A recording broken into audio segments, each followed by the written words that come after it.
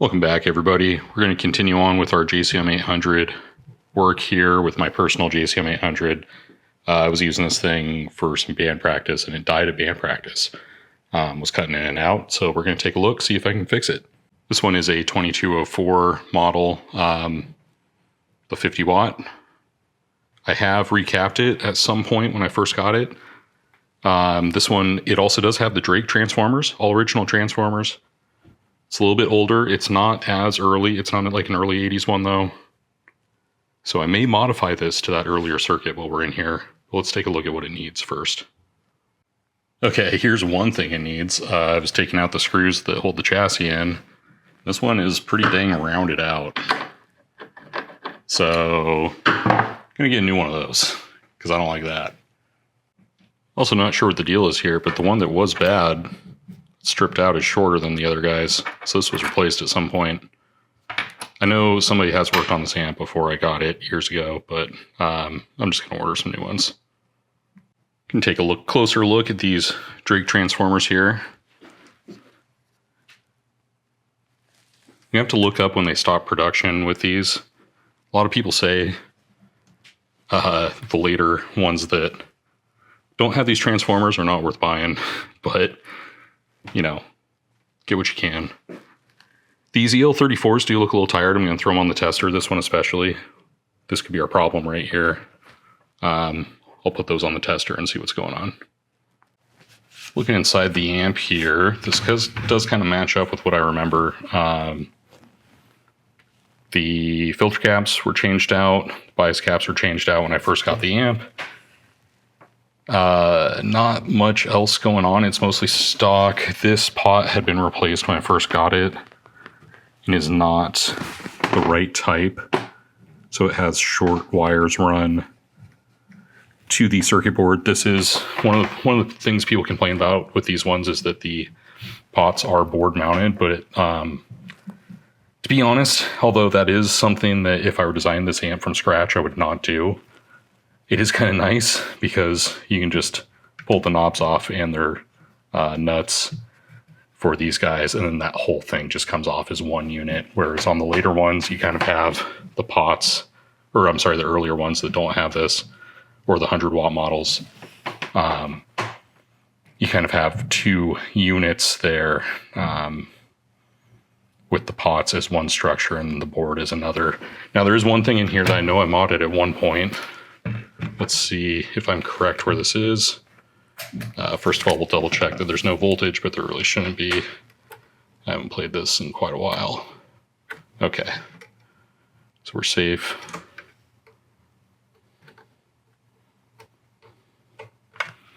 Yeah, the cold clipper, I believe I changed to a 33K. No, it's reading 40K.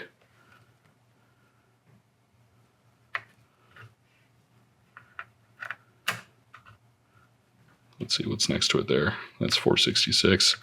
Yeah, I believe it's this guy, since it is the only I believe those are Pyre caps, or is that how you say it, Pyre? Whereas this is just a carbon comp. So I was trying to get more of the cleaned up version of the cold clipper, just for trying out different sounds. I'm going to put this back to the stock value, which I think is 10K. Basically going to get this thing back up to stock and then see how I like it. And then from there, actually, let's test this resistor here. What is this? If we can get a read in, it's across, or it's in between two capacitors. Might not be able to get a solid reading, but I believe this is a 10K, if I'm reading that right. One of the things we may want to change, depending on the voltages we have, it could be that our phase inverter plate voltage is too high, which is one of the issues with the later versions. At the very least, I am going to mod this to the earlier revision of these amps. But let's just double check a couple other things while we're in here. Make sure that our screen resistors are good and things like that. I have a suspicion that we just have a bad tube. Okay, that's good. That's good. That's good. Okay, so looking at things to order, I will probably look at a schematic and see what we need to convert everything to the earlier revision. I believe we want to make this a 20K instead of a 10K, because in the later revisions, and I'll throw a schematic up on the screen to visualize this, but we have 2 stages of drops of 10K. So we'll instead want to put that down to use 20K for that resistor instead of having a single 10K resistor. And that'll get our phase inverter voltage closer to where we want it.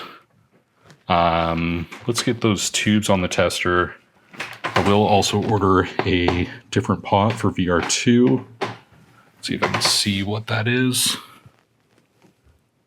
I'll have to check the schematic. Try to get something that's closer to the originals to get the funky wiring out of there. Should have a resistor on hand for this. Yeah, not seeing anything else that would be noticeably problematic. So I am going to go ahead and test the tubes, and then we'll check our voltages. So it's looking like we're going to have to wait to power this guy on. After all, I actually I checked the fuses here, and the 500 milliamp fuse for the heaters is not the correct size. It's at best, I can't quite read it, but it looks like maybe a 1.5 amp. I don't think that was the issue with the amp or anything that was going on, but I don't want to power this thing back up until I can order more fuses. I am going to check out the power tubes real quick because I suspect that is where our problem lies. Probably will throw in a new set of tubes on this thing. And then I'm also going to get parts to convert to the earlier circuit. I'm going to replace this pot. If I can find something that'll fit in there better, replace the cold clipper back to what it should be. And then hopefully give this thing run and do a sound test in the studio, and then maybe do some tube swaps to do some sound comparisons to see what sounds best for preamp tubes. And I do have some special power tubes come in. I know we just did that video on the RCAs, but I actually have some of the new Varellin power tubes come in, power tubes, that'll be here on Friday. So seems like an ideal place to start is throwing them in this thing and then seeing how those sound compared to some other power tubes as well. But let's test out those power tubes, see what we got, see what else might need to be changed, what we can find without powering up our tubes and our heaters. I think it's otherwise going to be good. But yeah, let's go from there.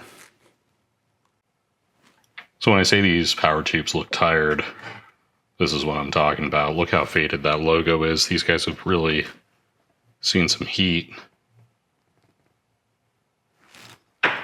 See how they test on the tube tester. It'll be interesting to see what's going on here. Now we're set up for EL34s, so I'm referencing my dock, and it is saying, where did that go? It's really easy to lose your spot on this thing. Set it to set our heater to 6, and then we're using socket 8B, which pretty much all the octals from guitar amps do, and then our sensitivity is set to 16. Let's fire this up, see if we have any issues. I've yet to see a short from using this machine. I think mostly because when I do have a tube short, there are other ways to know it, so I don't plug it into this. Usually you have a blown screen resistor or something like that, or the tube just appears to be failed to the point where it's pretty obvious. Let's see what's going on. It'll be interesting that, I wonder if I threw used tubes in this when I got it working initially, because I do not remember using this amp a ton. I was using it for shows in the pre-COVID days. Yeah, this looks good. Okay, so this tube looks fine, at least according to the tester. I mean, the guitar amp is the true test.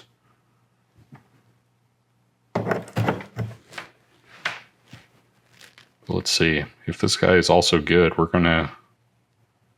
Well, we'll test the preamp tubes as well. But we may have to wait until I can get some fuses slowly heating up here.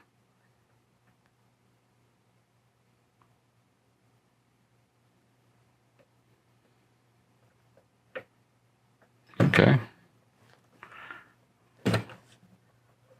Yeah, no issues.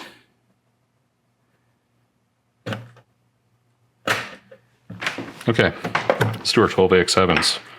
So for that, we're going to go to 12 and 96. And if you remember from the VTM video we just did, or maybe that's coming out after this, I can't remember. We're looking for anything over 2400 on this scale. Will be good.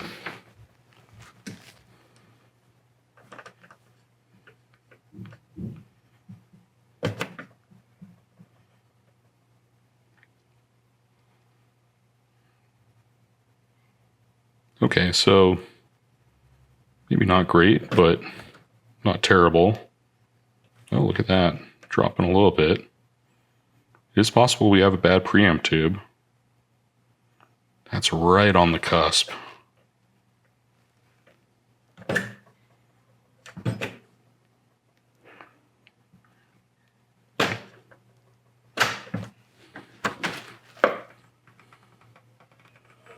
See if we can see any visual defects on this thing. Sometimes you can see if something is noticeably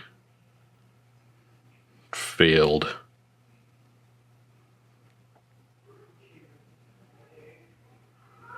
I'm not seeing anything obvious, but my eyes aren't what they used to be. Let's try the others.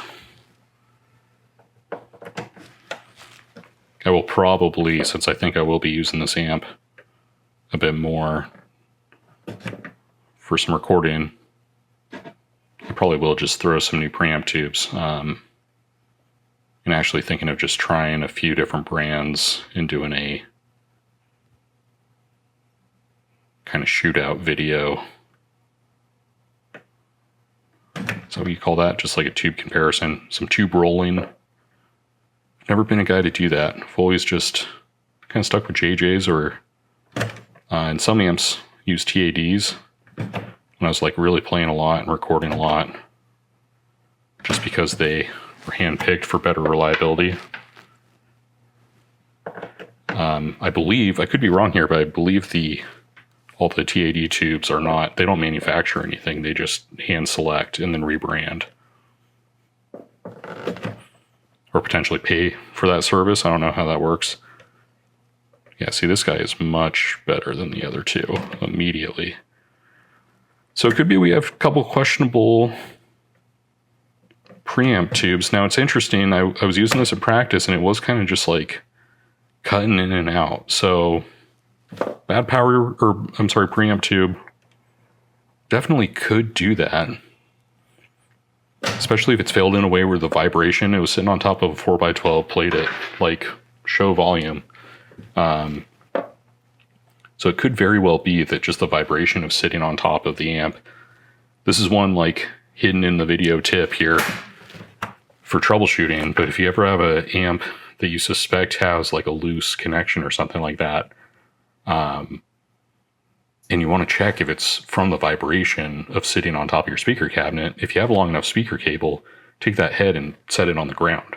See if the issue goes away. It's kind of one way of troubleshooting potential issues where there is either like a tube that is microphonic to the point where it's failing just from the vibration of being on that amplifier, possibly a loose connection, a solder joint that's cracked. A lot of things can cause that issue to happen, but the fundamental root cause of that is often vibration when something's cutting in and out.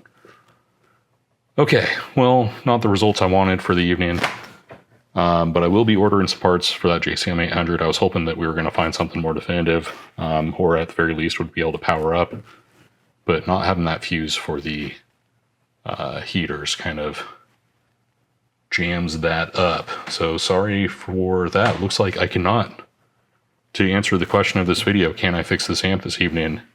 No, I cannot. I have to order parts, which is sometimes how it goes. So we'll be back with more JCM800 material later on this week. More customer repairs. I've got an SVT CL that I am chasing down a bias fault on right now. We have a Splon amp to modify and a couple of Ampeg V4s to go through. So really exciting stuff along with the Marshall material. And as always, thanks for watching. We'll see you on the next one.